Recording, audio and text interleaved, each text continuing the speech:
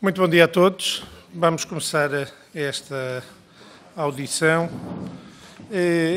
com o Dr. Ricardo Jorge Sobral Marques Loureiro. Esta é a primeira parte da nossa reunião desta manhã, porque depois desta audição teremos uma reunião regimental e foi distribuída agora mesmo a intervenção inicial teremos primeiro uma intervenção livre do indigitado de 10 minutos e depois cada grupo parlamentar terá direito a 4 minutos e depois haverá também o mesmo tempo para a resposta a cada grupo parlamentar. Por isso, eu gostava de lhe dar a palavra. Tem a palavra. Muito obrigado. Sim. Muito obrigado, Sr. Presidente da Comissão de Ambiente e Energia. Sr. Presidente da Comissão de Ambiente e Energia, senhoras e senhores deputados, é com grande satisfação e um enorme sentido de responsabilidade que me apresento diante desta Comissão como candidato a vogal do Conselho de Administração da entidade reguladora dos serviços energéticos. Nesta minha intervenção, procurarei demonstrar como o meu percurso profissional, construído ao longo dos últimos 12 anos e meio, e a experiência adquirida nos diferentes setores da energia em Portugal, tanto na eletricidade, no gás natural e nos derivados de petróleo, se encaixa com a missão da ERSE e poderá contribuir positivamente para que a regulação da energia em Portugal enfrente de forma decisiva os desafios exigentes que se colocam no contexto da transição energética e digital. Como é consabido, Portugal comprometeu-se com um ambicioso plano de descarbonização da economia para esta década, rumo à neutralidade carbónica em 2050, tendo estabelecido metas e objetivos que passam, entre outros, pela crescente incorporação de energia de fonte renovável, pelo aumento da eficiência energética, pelo reforço das interligações e pela maior integração dos mercados de energia. Atingir a neutralidade carbónica significa transformar a nossa matriz energética, reduzindo a dependência externa do país, fundamentalmente nos combustíveis fósseis, e integrando maiores quantidades de energia proveniente de fontes renováveis, nomeadamente nos setores de atividade económica mais poluentes, como sejam ou como foram os setores da produção de eletricidade e os transportes. É também crucial, neste importante e inevitável processo de mudança, promover uma alteração profunda nos nossos padrões de consumo, através do reforço da eficiência energética, de forma integrada em todos os setores, os vetores energéticos e aliada ao uso racional da energia. O atual contexto geopolítico e macroeconómico europeu e mundial, marcado pela agressão militar da Rússia à Ucrânia e pela escalada de preços da energia, veio tornar ainda mais premente a necessidade de se acelerar as metas da descarbonização, tendo em vista reforçar a autonomia energética da Europa face aos combustíveis fósseis importados da Rússia, tal como plasmado no plano REPowerEU, elaborado pela Comissão Europeia. E não tenhamos dúvidas, este é um desafio que obriga ao envolvimento ativo e participado de toda a sociedade civil, começando nas nossas instituições políticas democráticas, passando pelos reguladores, pelos centros de investigação, pelas universidades, pelas empresas e pelos cidadãos. O principal desafio da regulação passa por assegurar, em linha com a sua missão, que a transição energética é justa, inclusiva e sustentável, não deixando ninguém para trás, sobretudo os mais vulneráveis da nossa sociedade. Feito o enquadramento geral, entraria agora nos principais eixos da transição energética e a sua articulação com a atividade regulatória da ERSE.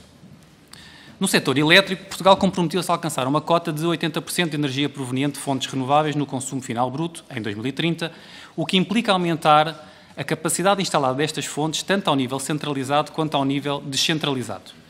A competitividade relativa das tecnologias de geração de fonte renovável, aliada às condições naturais favoráveis do nosso país, criaram as condições propícias para que os leilões de energia solar lançados em 2019 e 2020, e cuja coordenação foi da minha responsabilidade, fossem um sucesso. Estes leilões permitiram atingir os objetivos de política pública delineados, disponibilizando diferentes regimes de remuneração que permitem a recuperação do custo de oportunidade de investimento ao menor custo possível para o sistema elétrico nacional, traduzindo-se num benefício líquido para os consumidores de mais de 1.000 milhões de euros ao longo de 15 anos.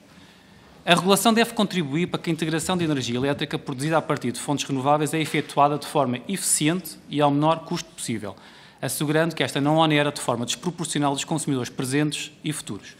Isso implica assegurar, desde logo, a adequação e a resiliência das nossas redes elétricas por via da aprovação e fiscalização dos planos de desenvolvimento e investimento das redes de transporte e distribuição dos operadores de rede. No novo regime jurídico do Sistema Elétrico Nacional, no qual colaborei de forma profunda e extensa, ficou consagrada a obrigação de demonstração da necessidade dos novos ativos na expansão da rede face a outras alternativas, como sejam os recursos de flexibilidade distribuída, a resposta da procura ou o armazenamento de energia. Por outro lado, em linha com as diretivas europeias, o novo regime jurídico do CERN veio reconhecer que os consumidores deixaram de ser meros agentes passivos, passando a agentes ativos que produzem eletricidade para autoconsumo, armazenam, oferecem serviços de flexibilidade e agregam produção para venda no mercado através de contratos bilaterais. O papel da ERSE será determinante no sucesso deste novo paradigma de produção descentralizada mais democrática, cabendo-lhe o desafio de assegurar uma regulação equilibrada e eficiente, cuidando de evitar efeitos redistributivos negativos e protegendo os consumidores, nomeadamente os mais vulneráveis, sem, contudo, criar barreiras à inovação e ao aparecimento de novos agentes e atores. No âmbito da produção para autoconsumo, a regulamentação dos modelos de partilha dinâmica da energia elétrica pelos participantes do autoconsumo coletivo e a definição das tarifas de uso das redes nesses casos será essencial para fomentar os projetos de autoconsumo coletivo e as comunidades de energia renovável. Em paralelo, é importante melhorar o quadro regulatório com o intuito de incentivar a participação ativa do consumidor na transição energética, assegurando a instalação atempada dos contadores inteligentes, regulamentando os contratos a preços dinâmicos e removendo barreiras à participação nos mercados de energia. Para que tenhamos um maior número de prosumers, não basta o enquadramento legislativo, acresce o enquadramento regulatório e o chamado last mile. Ou seja, não chega que a legislação e os regulamentos da ERSE permitam a participação dos cidadãos como consumidores e produtores.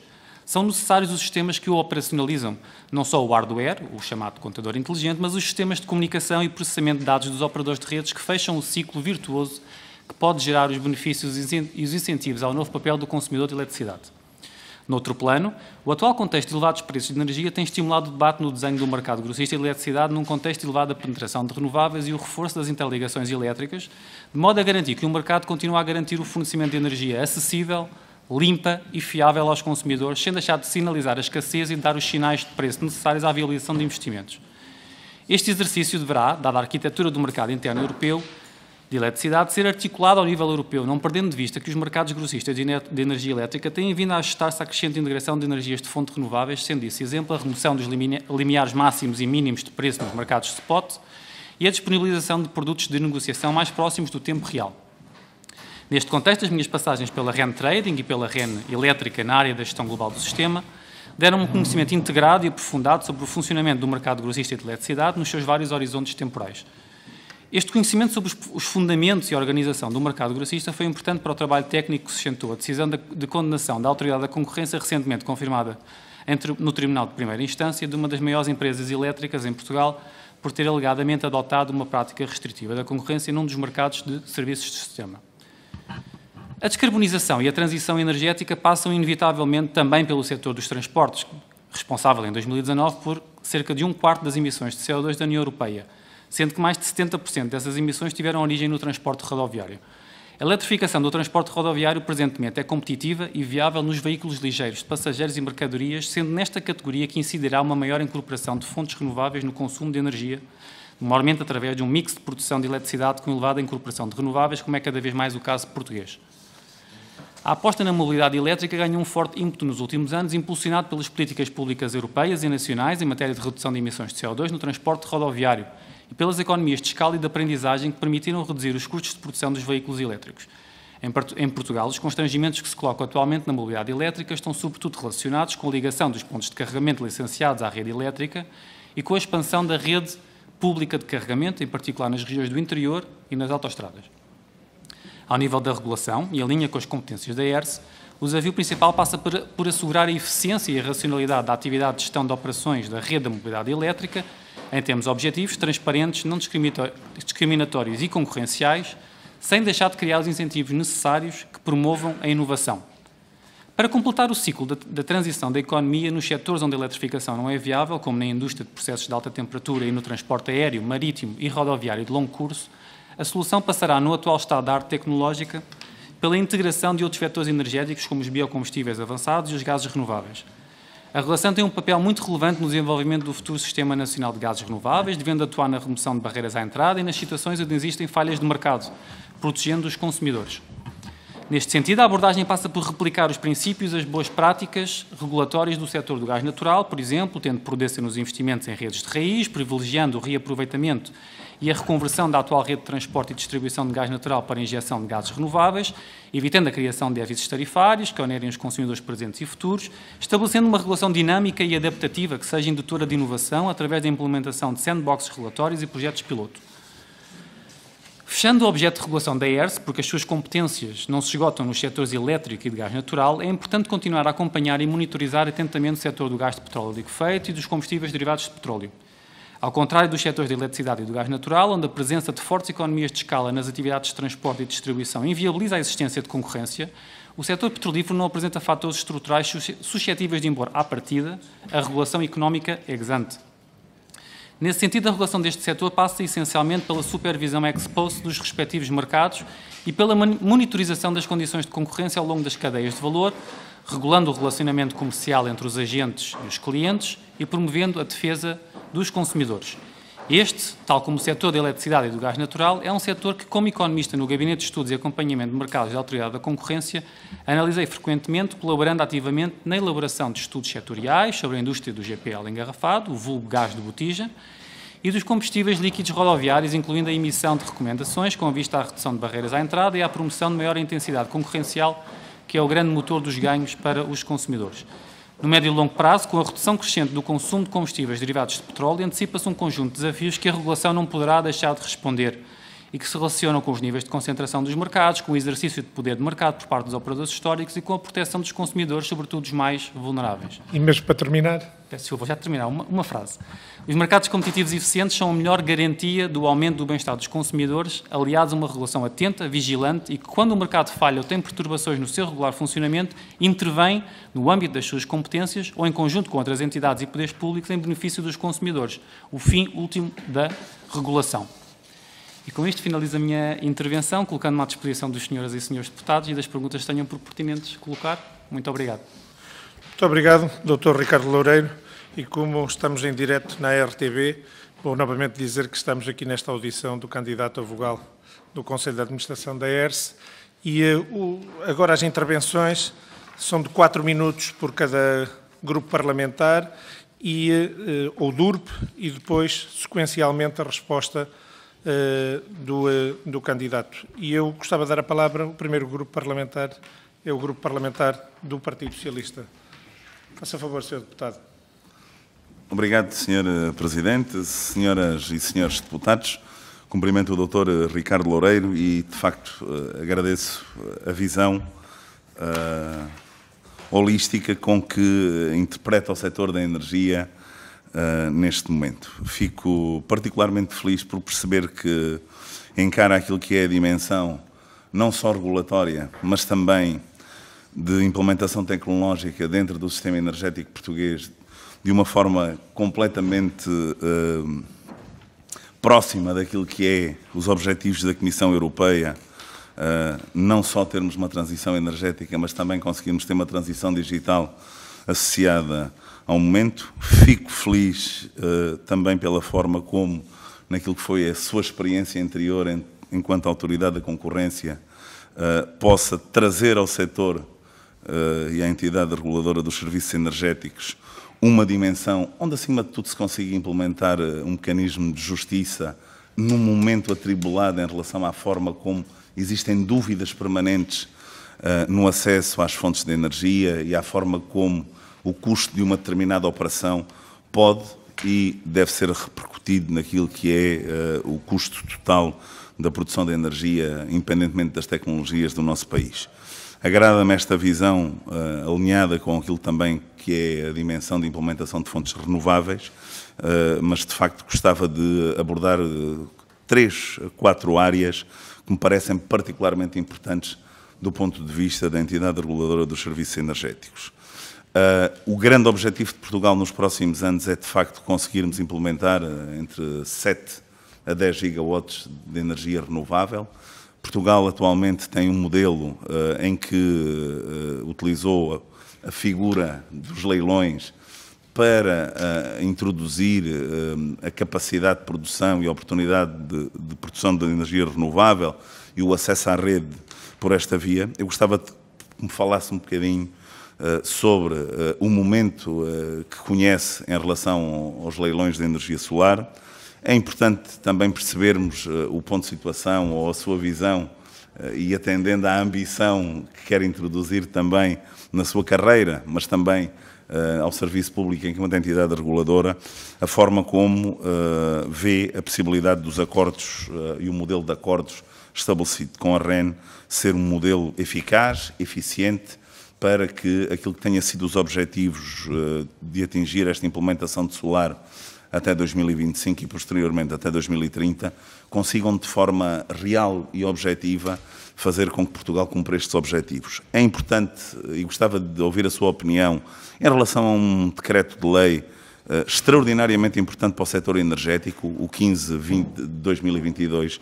É um setor que vem introduzir uma reforma estruturante, tanto na aproximação do setor à digitalização, mas a um setor extraordinariamente importante que é o armazenamento de energia, atendendo à forma como a gestionabilidade das energias renováveis são bastante menos simples do que aquilo que eram as fontes tradicionais baseadas em hidrocarbonetos, e gostava de ter a sua visão, fundamentalmente vulgo a expressão popular no mundo da energia, a capacidade de firme ou não firme daquilo que são os pequenos produtores entrarem dentro do sistema e, de facto, ter a possibilidade também de podermos trazer a este fórum das entidades reguladoras deste um conceito, se me permite, que é de simplificar aquilo que é a linguagem muitas vezes utilizada na entidade reguladora de serviços energéticos, e se o fizermos, de certeza absoluta que já temos um objetivo cumprido também para aquilo que é a organização portuguesa em relação a esta matéria. Por último, e para terminar, pedia que me falasse um bocadinho de um desafio enorme, que é a Estratégia Nacional para o Hidrogénio e a forma como, obrigatoriamente, vamos ter que iniciar a injeção de hidrogénio na rede de gás natural. Não sendo eu um deputado do interior, pedia-lhe que a ERSE tivesse em conta na capacidade regulatória, na introdução e na possibilidade de aparecimento de projetos de produção de hidrogénio e de injeção de hidrogénio também nos territórios de baixa densidade. Obrigado. Obrigado, Sr. Deputado Ricardo Pinheiro. Dou a palavra agora para a resposta ao Grupo Parlamentar do PS. 4 minutos. Dr. Ricardo Loureiro, tem a palavra. Muito obrigado, Sr. Deputado, pelas suas perguntas. De facto, Portugal tem um objetivo de integração de renováveis no setor elétrico que é muito desafiante e que tem em vista atingir 80% do consumo final bruto em 2030. Em 2019, de facto, consagrou-se, em termos legislativos, a possibilidade de realização de leilões e de acordos bilaterais diretos com os operadores de rede, não só com a REN, na rede de transporte, mas também com a concessionária da rede de distribuição, a E-Redes, sobretudo porque o custo nivelado das tecnologias de fonte renovável é hoje em dia mais barato, ou está abaixo daquilo que é o custo variável das centrais de fonte não renovável, maiormente térmicas. E, portanto, isto dá-nos aqui a possibilidade de, ao mesmo tempo que temos um objetivo de política pública de incorporação de maior renovável na rede elétrica, o fazermos com ganhos efetivos para os consumidores. E é a conciliação de diferentes objetivos de política pública, não só a integração daquilo que são os objetivos de integração de renováveis, mas protegendo o interesse público, ou seja, protegendo os consumidores que foram digamos, consagrados a possibilidade de realização de leilões e acordos bilaterais. Estes dois mecanismos foram feitos, sobretudo, numa ótica de proteção do interesse público. Os acordos bilaterais, como se sabe, os custos de investimento nas redes ou no reforço da rede é por conta dos promotores e, portanto, há aqui uma defesa daquilo que são os consumidores que ficam desonerados do pagamento dos custos de investimento desta rede que é preciso para fazer os acordos, e nos leilões montou-se um sistema que dava um benefício líquido e concreto para os consumidores. Os dois primeiros leilões, calcula-se, foram atribuídos cerca de 2 gigawatts de capacidade de recepção, de injeção na rede elétrica de serviço público, o que contribuiu para um investimento de mais de 800 milhões de euros, com benefícios para os consumidores de cerca de 1.000 milhões de euros a 15 anos. E, portanto, estes dois instrumentos são muito importantes para aquilo que é atingir a meta de incorporação de renováveis que está estabelecido. Passando para o Decreto-Lei 15 de 2022, de facto foi um Decreto-Lei muito importante porque, só para terem uma noção, revogou mais de 10 decretos-lei ou portarias que estavam espalhados dentro do Sistema Elétrico Nacional e consagrou-o num só. Portanto, houve aqui um processo de simplificação que reduz, obviamente, as barreiras à entrada de novos operadores, torna o processo menos burocrático e a compreensão do sistema elétrico mais perfeito. De facto, o decreto-lei avançou em várias realidades e está montado em cerca de 4 eixos. Primeiro fez a simplificação administrativa do licenciamento, depois adotou mecanismos de maximização da rede elétrica de serviço público, que é paga, em último caso, pelos consumidores, e fê-lo, nomeadamente, prevendo a atribuição de reserva de capacidade com restrições, portanto, passando numa ótica em que a capacidade atribuída era firme para as 24 horas, consagramos a possibilidade, ou consagrou-se a possibilidade de atribuição de capacidade com restrições, o que permite a integração de várias fontes de energia renovável num único ponto de recepção, evitando a expansão da rede e tornando os ativos menos ociosos. Avançou-se também no planeamento das redes de transporte e distribuição ao nível mais flexível, dinâmico e probabilístico, saindo de um paradigma mais determinístico, e isto está muito ligado àquilo que são os desafios da digitalização e será possível concretizá-lo em breve. Fizemos também uma coisa muito importante, foi fazer depender a atribuição de licenças que são dadas a atividades que são exercidas em regime de exclusivo, que ficassem previamente determinadas por procedimento concorrencial, portanto, concedendo aquilo que são os benefícios dos procedimentos concorrenciais aos consumidores. E, finalmente, consagrou e densificou várias realidades inovadoras, como a hibridização, como o armazenamento, como falou aí bem, que vão ser muito importantes para aquilo que é a absorção das energias renováveis e a sua emissão de injeção de eletricidade para a rede. Peço desculpa. E para terminar? Para terminar... Tem depois 10 minutos para fazer uma intervenção final, por isso, se tiver ainda alguma coisa, se calhar deixávamos para esses 10 minutos. Sim? Obrigado, senhor. Muito obrigado. Agora dá-me a palavra, então, ao Sr. Deputado Hugo Carvalho, do Grupo Parlamentar do PSD. Tem a palavra, Sr. Deputado.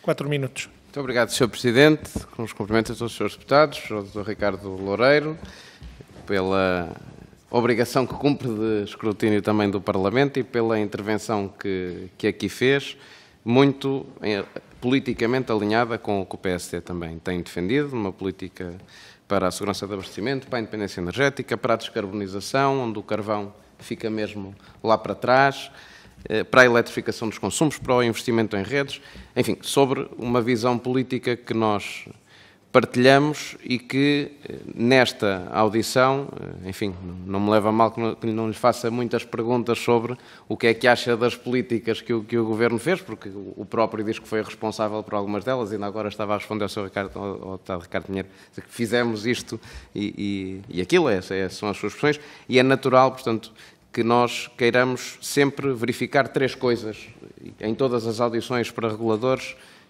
que o PSD habitualmente faz. Uma delas é a competência técnica da pessoa em causa, e aí o seu currículo fala por si, construído com muito valor ao longo dos anos, e, portanto, percebemos que tem competência técnica na área da regulação, na área do setor energético, e, portanto, não questionamos nada disso.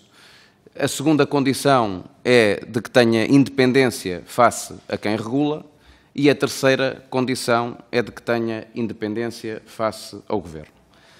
Nesta comissão, já recentemente, o Presidente da ERSE até fez referência a ter entrado tarde e más horas numa negociação para corrigir erros de negociação feitos pelos governos, no caso do mecanismo de controle de preços, e, portanto, é importante para nós que exista essa independência do Governo e da REN. Ora, tendo servido como membro do gabinete do Secretário de Estado, que o nomeia, tendo servido também como quadro da REN, é para nós importante que, enfim, não é culpa sua, mas também neste momento em que vivemos, em que o Governo do Partido Socialista vai estando envolvido em suspeições, em favorecimentos, em incompatibilidades, que não têm culpa nenhuma, mas que é o momento em que vivemos, é importante que nesta audição possa, de facto, garantir-nos de que será independente face ao Governo, que será independente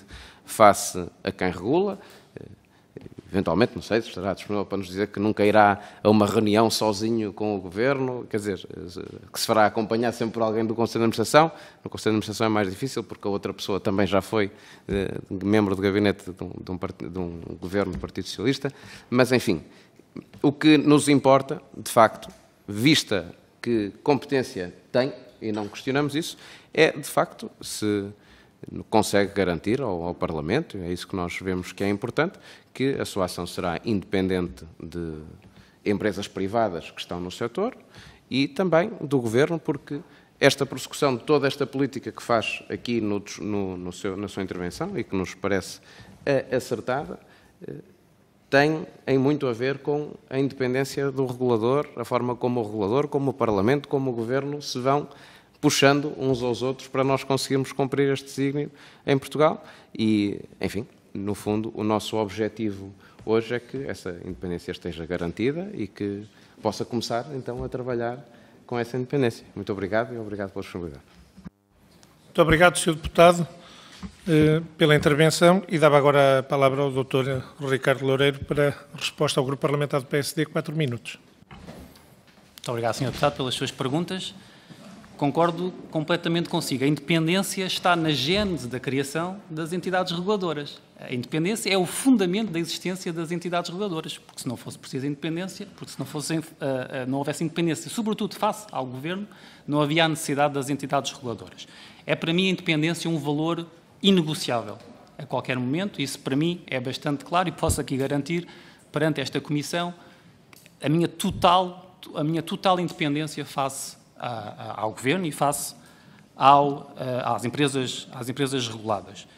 Eu digo até mais, eu acho que é um dos garantes do processo democrático a independência face ao Governo e, portanto, eu considero de extrema utilidade o escrutínio público que os senhores deputados e esta Comissão faz relativamente a esse tema da independência face ao Governo. Dito isto, eu tenho um perfil, como disse, e bem técnico. Eu tive a sorte, e já agora se calhar a competência, para integrar o gabinete do Sr. Secretário de Estado. Não conhecia o Sr. Secretário de Estado de lado nenhum quando integrei o seu gabinete e, portanto, só pode ter sido pelo aquilo que eu demonstrei na Autoridade da Concorrência e noutros fóruns em sede de domínio dos setores da energia. Não tenho filiação política, nunca tive.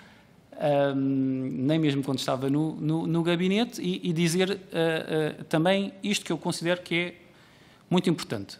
A independência é, de facto, um valor que, para mim, como eu disse há bocadinho, é inegociável. E eu tenho bem presente isso, tinha bem presente isso quando fui para o gabinete, tanto quanto que, enquanto eu lá estive, em nenhum momento a IERS foi sonegada ou recebeu algum tipo de ingerência ou de instruções do gabinete relativamente à sua liberdade, à sua autonomia de gestão e à sua independência para, dentro das suas competências, exercer a sua atividade regulatória de forma totalmente isenta. E, portanto, isto não aconteceu, nunca aconteceu, e eu prezo precisamente esse valor de independência. Agora, isto não invalida que a IERS, conforme está previsto na Lei Quadro das Entidades Reguladoras e nos seus estatutos, um dever de colaboração com a Assembleia da República e nomeadamente com o Governo, a quem cabe fazer recomendações, pareceres, ajudar na definição da política pública e da política energética, protegendo os consumidores, e isto foi feito sempre de forma articulada com a entidade reguladora e continuará a ser, porque está previsto nos seus estatutos. Eu acredito que a articulação entre aquilo que é o conhecimento técnico da entidade reguladora e aquilo que é a definição da política energética, que cabe ao Governo apenas e só, e a política de regulação cabe ao regulador apenas e só, dão melhores medidas de política pública, porque estão seguras e respaldadas naquilo que é a qualidade técnica das decisões que depois são tomadas e que nos afetam a todos como consumidores e portugueses. Portanto, eu diria, não sei se... Pronto, relativamente à independência face à REN, portanto, eu acho que nessa parte eu acho que é muito fácil de responder. Portanto, eu não estou nos quadros da REN desde 2016, não tenho ligação com os quadros da REN desde 2016. A REN foi uma rampa uma rampa de conhecimento que eu tive a felicidade de ter, e foi onde eu aprendi grande parte dos conhecimentos que tenho sobre o setor energético, e é muito devo às pessoas que lá estão ainda hoje, aos engenheiros e aos economistas com quem eu tive a possibilidade de trabalhar na REN, nos trabalhos que desenvolvi na Autoridade da Concorrência. Também ela é uma entidade independente com poderes de regulação. Nunca houve problemas de independência relativamente à REN. Aliás, eu elaborei vários pareceres e vários trabalhos que incidiram sobre a atividade regulada da REN. Estou-me a lembrar, por exemplo, de pareceres que elaborei sobre os planos de desenvolvimento e investimento da Rede Nacional de Transporte e Eletricidade do Gás, que é uma atividade regulada, cuja empresa regulada é a REN. Estou-me a lembrar também do exercício tarifário que incide, como sabe, parte dos seus custos são regulados e grande parte da tarifa de uso da rede de transporte e de uso global do sistema também é uma atividade regulada que tem a REN como destinatário e, portanto, nunca nos coibimos, eu e na Autoridade da Concorrência, obviamente, que é uma decisão sempre do Conselho de Administração da Autoridade da Concorrência, de fazer as recomendações sempre em defesa do interesse público. Estou-me a lembrar, por exemplo, de recomendações no fundo, para aproximação das taxas de remuneração dos ativos à taxa de remuneração de ativos sem risco, reduzindo aquilo que é a pressão dos custos que incidem sobre das redes que incidem sobre os consumidores. Estou-me a lembrar na recomendação de prudência de novos investimentos, face a alternativas que existem e conseguem consagrar o mesmo objetivo. E, portanto, eu diria que, de forma geral, sobre a independência face ao regulado e face ao Governo, era isto que eu teria para dizer. Muito obrigado, Sr. Deputado. Muito obrigado, Dr. Ricardo Loureiro. E agora, querendo, terá ou poderá fazer uma intervenção de 10 minutos, uma vez que nenhum outro grupo parlamentar fará alguma intervenção nesta audição. Se assim o desejar, se quiser complementar alguma da informação ou para uma intervenção final, mas, como digo, é só se o desejar, porque não está regimentalmente obrigado a isso. Por isso, dá-lhe a palavra se quiser utilizar algum deste tempo ou todo este tempo. Muito obrigado, Sr. Presidente e Srs. Deputados. Eu, se calhar, aproveitaria este tempo final para, se calhar, falar de uma questão que eu não tive a oportunidade de responder sobre os gases renováveis e o papel do hidrogênio. Eu acho que os gases renováveis e o hidrogênio em particular são a peça do puzzle que fecha o círculo da descarbonização da economia rumo aos objetivos da neutralidade de carbono em 2050. A eletrificação não é viável em muitos dos setores da atividade, tanto do ponto de vista económico como do ponto de vista técnico, e estou-me a lembrar de setores como a indústria intensiva em gás natural ou o transporte de longo curso, e, portanto, o hidrogênio tem aqui um papel fundamental nesta descarbonização. O regulador tem naturalmente um papel muito relevante no desenvolvimento do futuro do Sistema Nacional de Gases Renováveis. Não deve, obviamente, deve prosseguir aquilo que são os seus objetivos e que estão previstos nos seus estatutos, de assegurar uma regulação eficiente, de não impor barreiras à entrada e à inovação, de proteger os consumidores, sobretudo os de gás natural, no fundo para que não haja aqui nenhum tipo de subsidiação cruzada entre consumidores, que é também um dos princípios que a regulação prossegue. E basicamente é aquilo que eu disse na minha intervenção, replicar os princípios e as boas práticas regulatórias do setor do gás natural. Este setor é um setor que está a dar os primeiros passos. Foram recentemente aprovados alguns projetos muito interessantes na área da indústria e no âmbito do chapéu do IPCEI. E, portanto, eu acho que há todo um potencial que poderá ser desenvolvido na questão do hidrogênio e dos gases renováveis, e o regulador tem um papel absolutamente essencial para assegurar, dentro daquilo que são as suas atribuições, os princípios de uma regulação eficiente e que proteja os consumidores e o interesse público.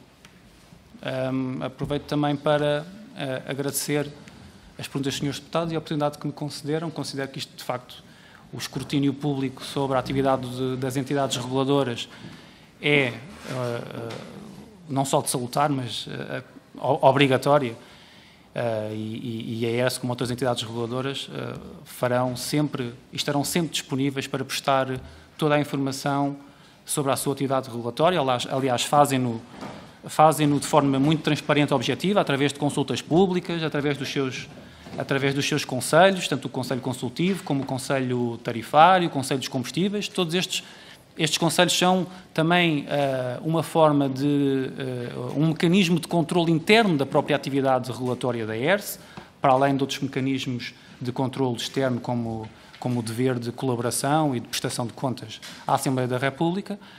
E, portanto, eu considero que são estas as grandes linhas diretrizes daquilo que é uma boa regulação. Resta-me agradecer pelo tempo que me disponibilizaram. Muito obrigado. Muito obrigado, Dr. Ricardo Loureiro. E damos assim por terminada a audição ao candidato a vogal do Conselho de Administração da ERSE. Agradecer a todos e vamos fazer um mínimo intervalo para que possamos fazer aqui também o relevo. Muito obrigado.